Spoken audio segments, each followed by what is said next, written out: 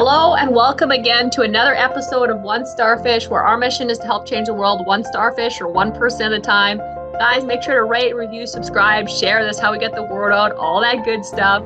I'm excited for our guest today. We just met, and so we're just chatting a little bit before, but yeah, excited to dive into some things. Tyler was a Ranger in the Army, U.S. Army for a while, and now he runs a cybersecurity business that he started in 2021. So just for a few years really going on there. He's been handling some challenges there, so I'm sure we'll touch on that. But thank you so much for being on the show, Tyler. Oh, my pleasure. Thank you for having me. Awesome. So tell us a little bit. I mean, you were talking a little bit about this. Let's go back to, first of all, what got you into the Army? Well, ever since I can remember, I was a little kid, and I'd run around the neighborhood and play Army. And it just was always kind of a fascination of mine. The only family members that I had were my grandparents, or both granddads. They were both in the one was in the Navy, one was in the Marines. But my dad didn't serve. I didn't come from a lineage of that, but it was always this kind of intrigue about the military. I remember one of the first R-rated movies I ever watched was Sniper, and I think that left a really long lasting impression on me. And so I ended up going to college for studio art, which is crazy how I ended up where I ended up. But my high school had a glassblowing program, so I got into glassblowing, my freshman year of high school. Really wanted to pursue that. Went to college for it.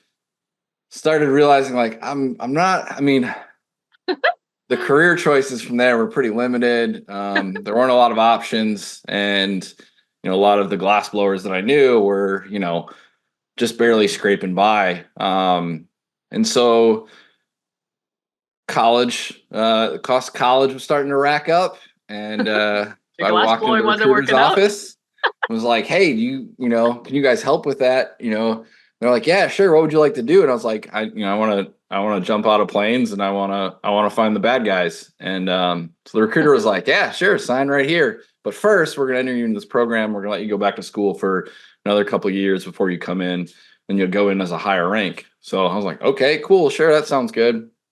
Started going back to school, and it just weighed on me. I just felt like going back to school was just delaying what I was supposed to be doing, which was join the Army. College wasn't I wouldn't say it was the perfect scenario for me. I think there were some life lessons I needed to learn first, on how to properly tackle, something like college for me, and the work that it took to be successful there. I think I had some maturing to do, and I just felt like the Army was where I needed to be. This is where I should be. And then there's all those patriotic things where you want to sacrifice yourself to something bigger, be a part of something. I grew up playing soccer at a really high competitive level. I ended up playing in college, and so that kind of when I decided to stop playing soccer, I was kind of looking for that kind of brotherhood, I guess you could say. And so there's a lot of alluring things, kind of hey, this is the direction you should go. And so it just felt like that's where I needed to be. That's where I should be. So I ended up joining the Army, dropped out of college, went in as enlisted, went in as infantry, and I ended up getting stationed in Italy, which was like a dream come true. Okay, tell us about Italy. Yeah. So I was part of the 173rd back in, this is 2006. So ended 2006, I got stationed there. So, obviously Afghanistan and Iraq was still kind of new. And Italy was a lot of fun. Being a 45-minute train ride from Venice was awesome, so being able to see Europe for, I wasn't paying to live there, right? I was getting paid to live there. So it was kind of like a dream scenario, being able to get to experience the world, different cultures. We were encouraged to travel around Europe while we were there by our leadership. We had a 4-day weekend. They encouraged us to ask for a mileage pass and go to Germany. And let's see, I've been to Germany, Morocco, Spain, Slovenia, Croatia, Switzerland, Austria. It was we always going so all over Italy. I think my favorite experience was Florence. It was just something about that city was actually just kind of I don't know, it just captivated me. And I actually ended up getting a tattoo on my arm that's from the painting of Judgment Day that's on it's on the ceiling of the Duomo, which is a huge church in Florence.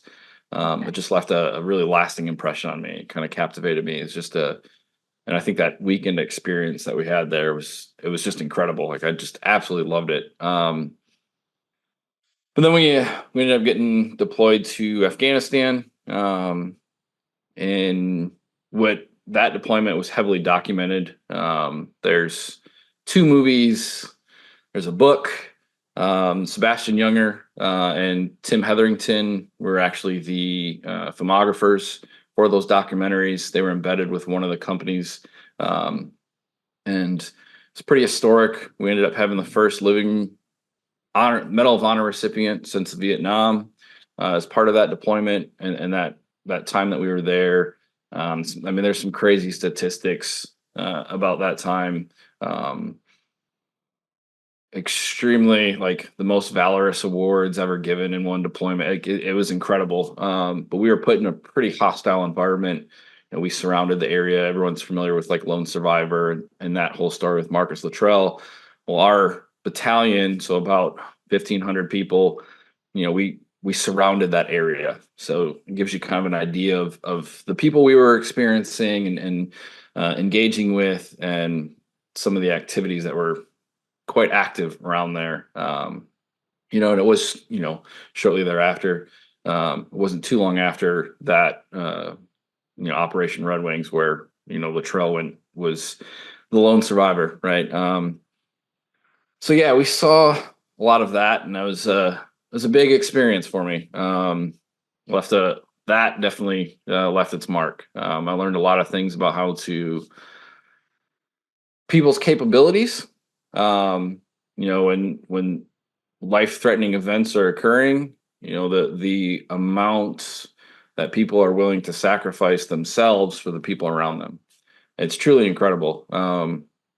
Yeah, I don't think that you could really see that unless you see one of those harrowing acts where someone lifts a car to help save somebody's life. Like, you only see that in very rare instances, and we got to see it on a regular basis, or what it seemed like a regular basis. We saw it almost every day, some sort of harrowing act happening, someone doing something that they were knowingly potentially sacrificing themselves to kind of complete the mission that we were doing, which fueled my later career in the Army.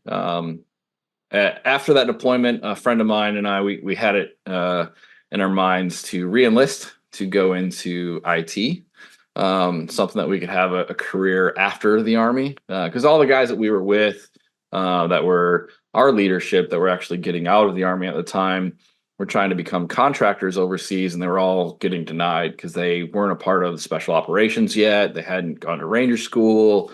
They weren't Green Berets or Delta operators or Navy SEALs. So they didn't have this huge, very specialized background. And so they were getting turned down. They were getting told no, they weren't interested, or the pay was just so low that you were better off staying in the Army. So my buddy and I were like, well, if we're going to have to do another 15-month deployment like we just did, I'd rather do it with a skill set that's going to lead to something further on in my career after the Army. And so I switched. He actually ended up getting injured overseas, and ended up getting medically retired before he could re-enlist. So I re-enlisted, changed jobs to IT. When I started, I barely knew what an IP address was. So I was at like ground zero, or the basement level, you could say. Mm-hmm. But I took kind of some of those principles that I learned overseas, and realized that, if you just put your head down and you work at something, you can be pretty successful at it.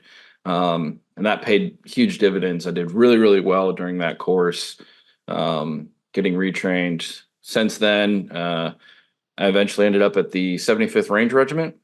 And the selection process for that is there was an 8-week course. It's called the Ranger Assessment and Selection Program. Because of my rank, I was a sergeant or an E5. I had to go through the phase 1, which is an 8-week course, and it's 4 weeks of what used to be called RIP, and that's pretty much just how bad do you want to be here. Let's put you through the most grueling physical activities that we can think of and mentally stress you to the point of exhaustion. I think our first day we had like 6 people go down with heat exhaustion or heat stroke, or I mean, they were pushing us to the absolute limit. They wanted to see who was going to quit, right? They need to, because 75th Ranger Regiment, they're a part of special operations. They're considered tier 2 out of tier 1 being like Navy SEALs, your Delta Force. And then your tier 2 is more of like your Green Berets, Army Rangers, and then your tier 3 is like the rest of the conventional Army. So you're entering into special operations, and they have a different rule set. They have a certain standard, and you either meet that standard and you keep that standard every single day, or you go somewhere else. And it's you got to earn it every single day. But during that selection course was I'd say it was a pretty pivotal moment for me that showed me what you're capable of doing by not quitting, and simply just not quitting, not having it in your vocabulary, not having it as a thought process. I entered that course, and to enter that course, I had to re-enlist for 3 more years in the Army. So I extended 3 years, had to choose the duty station, and I had a potential success rate of less than 30%. So I knew that if I didn't complete this, I had extended another 3 years, my time in the Army, for, kind of essentially nothing. So putting it all on the line, no safety net. I got to give it all. I can't. Failure wasn't an option. Quitting wasn't an option. I knew if I quit, I'd fail. And that was it. So I knew, don't quit and you won't fail. And it was tough. It's real tough. I didn't go into the selection course in the shape that I should have been, like the physical shape that I should have been. Mentally, I was there 100%. Physically, I wasn't. So I got beat up pretty good. I had cadre, 7.5 miles into an 8-mile run, in my face, telling me, just go ahead and quit. We're not going to select you. You're not going to make it. You're wasting the Army's money, regiment's money. You're wasting everybody's time here. Save yourself the embarrassment. Go ahead and quit. And I refused. I just wouldn't quit. I ended up getting selected to join the 75th Ranger Regiment, which was a huge accomplishment for me. And then about 9 months after that, I got the nod that I was going to go to Ranger School, because that's part of the deal. As a non-commissioned officer in the Ranger Regiment, you will go to Ranger School. And if you're on the line, you actually do it much earlier. You actually go in there as a private. But, I got told, all right, we're going to send you. My sergeant major pulled me into his office, gave me like the most simple motivational speech I've ever heard in my life. He pulled me into his office and he goes, all right, so you leave tomorrow for Ranger School? Roger that, Sergeant Major. He goes, all right, you come back with your tab or your bag's packed, because if you don't make it, you're not going to be here anymore. Okay, simple as that. He was like, all right, have a good day. Like, that was it. That was the motivational speech I got from him. But it kind of set the standard. Like, go in there, don't quit, and you won't fail. And again, I entered Ranger School. Was one of 17% of the class that we started with, which was like 460. 17% of us went straight through and graduated in the 62-day time frame that it takes to go straight through. Most people, I think it's like 2/3 or something like that, have to, of the people that succeed, have to recycle at some point in time. So I kind of went into it like, all right, I'm going to recycle one of these stages. Probably going to be Mountain Phase, which is around the Dahlonega, Georgia area. It's like where most people end up recycling. So I kind of had in my mind, like, all right, I'm going to have to redo some phase at some point in time. And it just never happened. And it just showed me that if you take that mindset of, if I quit, I fail. And I don't think about quitting. I only think about succeeding. And that's, I put my head down and I focus on succeeding, or, you know, envisioning myself completing this task and what that's going to feel like, the times when it sucks the most. And that's what you focus on, is what that's going to feel like when you complete it. It's pretty powerful. I mean, Ranger school, you don't sleep a lot, you don't eat a lot. So I'm about 245 pounds now. My weight in Ranger school at the lowest was 165. So it's pretty malnourished. It was pretty bad. I actually ended up getting a license right after Ranger school, and I still have it, just like show people like, hey, this is how skinny I was. Like it's bad. I was emaciated. My face was all sunken in. My eyes were sunken in. Like it was pretty bad. They say there's two kinds of Rangers. There's a sleepy Ranger and a hungry Ranger. It's definitely a hungry one. I was always hungry.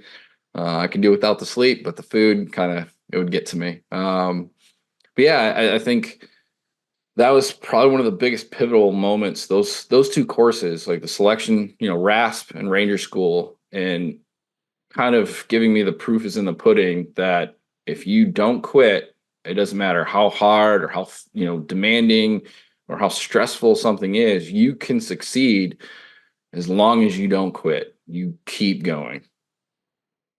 Awesome. I love it. So on touching on that, what are some tips that could help someone, like, how do they encourage you to not quit? And what are some tangible tips that you could give someone that's listening, and maybe they're not in Ranger school and dealing with all of that, but just in life, they want to quit whatever they want to quit. What are some ways that people can, I guess, train themselves to not quit, in your opinion? Well, there's a couple things I can do. I think there's some power in not having a safety net, right? When I went to RASP, I didn't have a safety net. I had to re-enlist. I forewent a bonus. I picked a duty station that I didn't want to go to necessarily unless I was part of the 75th Ranger Regiment. And so I didn't really give myself any other options. So I think getting yourself in the mindset that the only option you have is to succeed is really going to push you when those times are really, really tough. When you feel like quitting, you feel like giving up, and you're like, but I can't, because my only option is for this to succeed. You're going to find ways to make those things happen. And in business, and what I found so far is that the tougher it seems to get, I like to use the phrase, it's always darkest before dawn. And as tough as it gets, the toughest moments, I focus in on what is the goal? What is our vision as a company? What is our vision as, why are we doing this? What am I trying to do with the problem that we're solving? And is this problem going to be solved as well if I quit? Is somebody else going to do a better job than me? And I don't think so. I don't think anybody's going to do as good of a job as we are. And so that's that kind of like, you need to have it in your brain. You can write it down on a piece of paper, put it somewhere where you see it every single day, and be able to spend 5-10 minutes on that, just thinking about what that goal is, what that vision is. The thing that kind of set off this whole Ranger thing for me was a friend of mine that had passed away. So I actually have his initials and George Orwell quote tattooed on my side. It was the same thing he had tattooed on his side. But that was like one of those things. I even wrote his initials on the inside of my hat in Ranger school. So every single time I took off my hat and things were tough and I wanted to quit, or I felt like my body was going to give out, or mentally I was like just stressed to the max or completely hungry and I just wanted to eat a normal meal, I took my hat off and I saw his initials, and that was that reminder, like, this is why you're here. You're here because he can't. There is no other option. You have to succeed. And so those visual cues, those visual reminders, and spending some time every day looking at that cue and saying, all right, this is why I'm doing this. I am suffering through this because this is the outcome. Or I'm going to make it through this because my goal is to do this. And if I don't do that, what are the potential negative outcomes, right? That can be super powerful for some people. And for me, and a lot of the guys that, I went with that had succeeded through Ranger School and RASP and gone on to do other things, that's one of the huge things that we all kind of talk about is, having those, why are you doing it? Why your why, I guess you could say, having your why and having it written down, being able to see that every day, being reminded of that on a regular basis. Why are you doing this? Is it you're starting a business because you want to create a better life for yourself and your family? You don't want to be tied down in the job that you were doing, or even if you want to be like an entrepreneur, you want to be the best person. Say you're in sales and you want to be the best salesman for your business or for your company that you work for. Having that why and pushing yourself to be that best. I know Andy Frisella talks about all the time, that personal excellence, right? And I think that echoes a lot with that same kind of like, what's that why, right? For me, one of those whys is that, I was told in Ranger School before I graduated, after I did one of my last graded patrols, something that's didn't fully set in right away, but as I've gotten older, it's really set in a lot heavier in the last, I don't know, few years, is that I was going to be looked at by the rest of the world very differently for the rest of my life. And that I would have to earn my Ranger tab every single day from here on out. Just because you graduated the course once doesn't mean that you earned it. You earn it by what you do every single day thereafter, because there's a certain stigma or reputation or standard that people expect out of you once you complete something like that. And so I think those whys for me lately have been huge. Like, hey, I got to earn this every single day. And that helps a ton. Like, it's a new day. You can see the power list up above my head written on my calendar, the wins and losses, and I'm very honest about it. If I lose that day, I lose that day. And then I look at what I could have done differently and attack it again. So there's a few things in there. I think power list is a really big thing. It's super powerful if you can be honest with yourself when you actually win that day or when you don't. Do you actually complete those 5 critical tasks or do you not? And having that and stuff like that, and having your whys written down, having those visual cues of why you're doing what you're doing, and willing to suffer through and power through those tough moments. And then how do you do it, right? How do I propel myself forward, right? And that's where things like the power list come into play, is utilizing things like that to push yourself further. Say, okay, this is my why. This is why I'm suffering through this. Hey, it's really tough right now, but this is why I'm doing it. Okay, what do I need to focus on? And then you have your power list, and that's where that kind of comes in and really propels you forward. Awesome. So let's fast forward to, we got into cybersecurity when running a business. Tell us a little bit about what made you want to start a business in 2021, and what are some of the challenges you are working through? I mean, you're just getting going, so what are some challenges you're working through that you could maybe share on how to get through them faster for people listening? Okay. Yeah, that's a really good one. Why I want to get into cybersecurity. Well, there's a really long conversation to have about that one, about, an opportunity presented itself. And I felt that I knew that problem just as intimately as anybody else, and as did one of my business partners. And so we decided we're going to go and kind of push this a little bit more widespread rather than just for ourselves. Because I knew from experiences we weren't the only ones that were having this problem.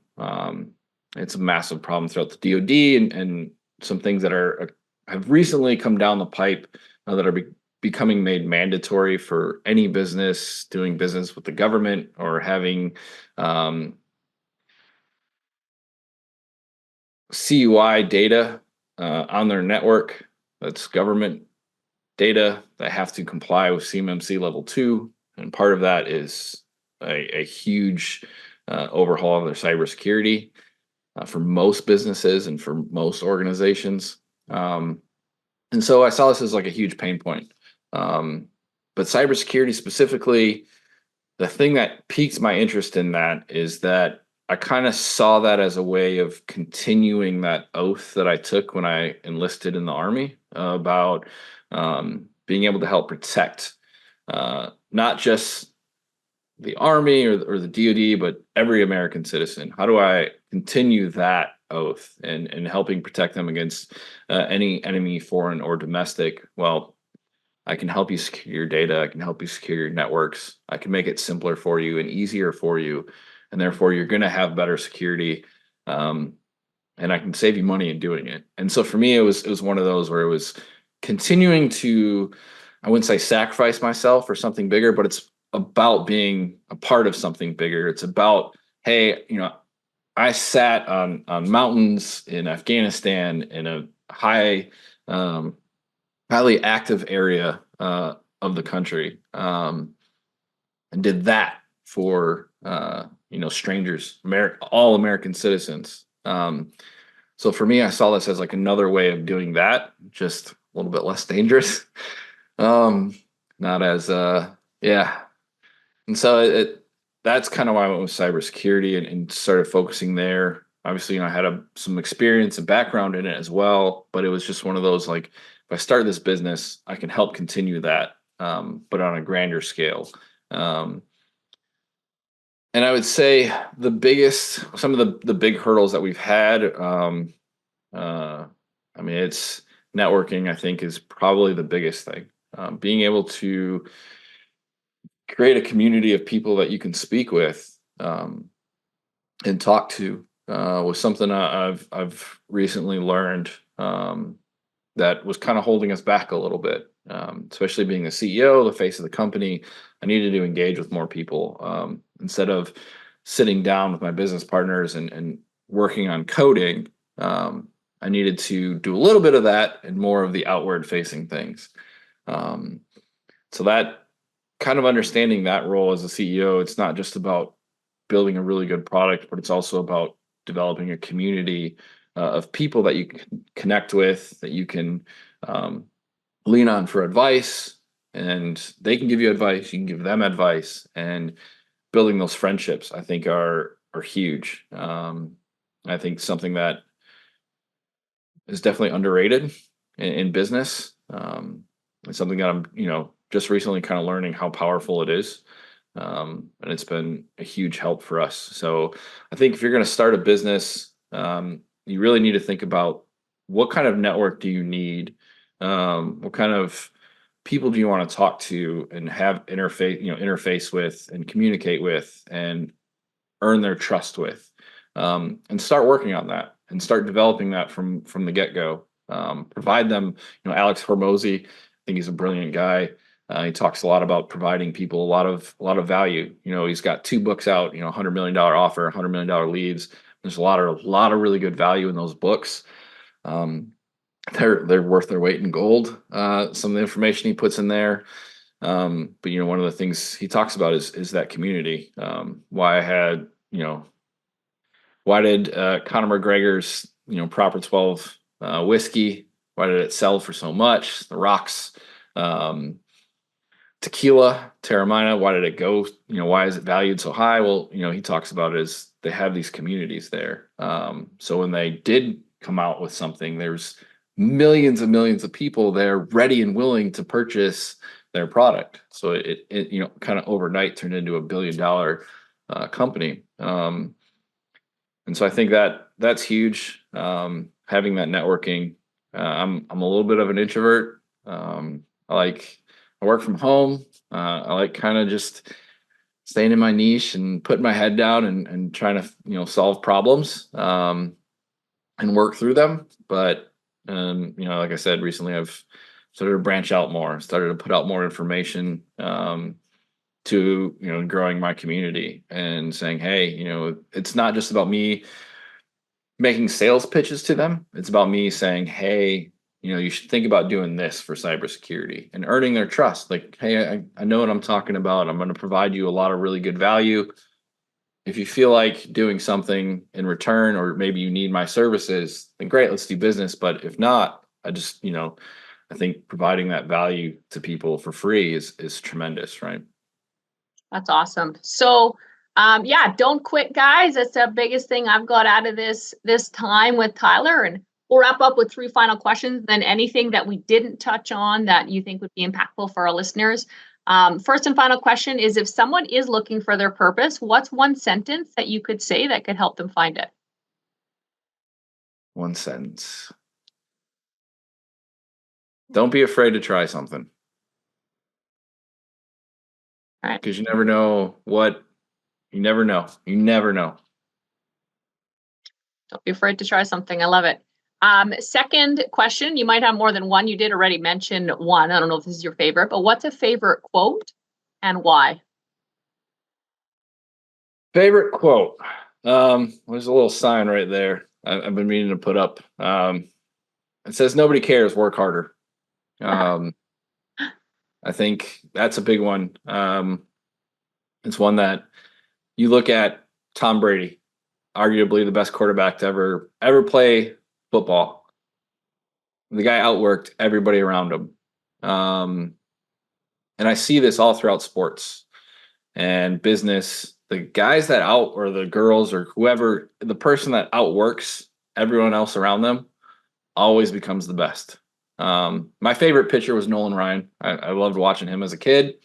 And, looking back into his past, he threw more than anybody else. And that's, it helped him. I mean, obviously he had some genetics that were freakishly good to allow him to pitch for as many years as he did. But just nobody cares. Work harder. People will really only care when you're the champion, and that's when you'll be remembered. So just work harder. Don't quit. Keep at it, because no one's going to care how hard you think you worked. There's always someone working harder.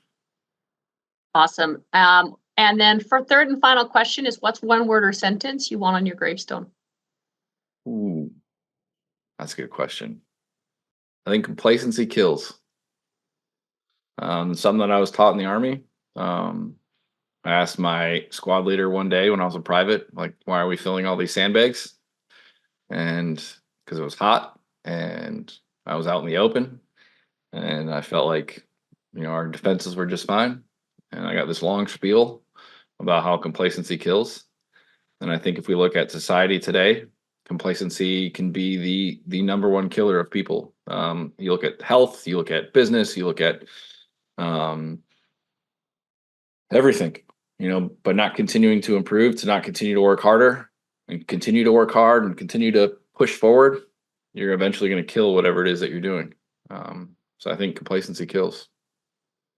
Love it. All right. So you run into someone in I don't know, Starbucks or whatever, and they're like, "Hey, that was awesome. Don't quit," all that stuff. Was there anything that we didn't touch on that you think would be really impactful for our listeners? Talked about it a little bit. I think being, willing to fail, willing to try something, and knowing that you're probably not going to succeed at it. You're probably going to fail. Like I went into RASP and I went into Ranger School knowing my success rate of me failing was about 3 times that of me succeeding. But I wasn't afraid. I didn't let that stop me. There's a lot of guys that I was in the Army with that talked about not going to Ranger School because they didn't want to fail it. When I was in my late 20s when I decided to go to Ranger School, and it became one of those things, obviously with Luke passing and kind of, I was capable, of doing it, and he wasn't, obviously. And it was one of those things where, did I want to be 35 years old, 50 years old, 70 years old, wondering, could I have made it? Could I have passed? Was I good enough to make it through Ranger School? Regret is a huge, huge weight to carry. So if it's something that you think that you might regret not trying 10, 15, 20 years down the road, go for it. And if you fail, so be it. You're going to learn a ton from that process. And the next time you start something, you're not starting from zero. You're starting much, much higher with a whole lot more experience than you did previously. That's so good. Awesome. Well, guys, make sure to share, review, all the stuff. Reach out to Tyler if you have any questions on cybersecurity or Ranger School or anything like that. Definitely, I know he'd be happy to help. We'll have all of his information in the show notes. So, guys, let's go out there. Let's change the world one starfish or one person at a time. If we can change one life at a time together, we can change the world. Thanks for being on. Thank you.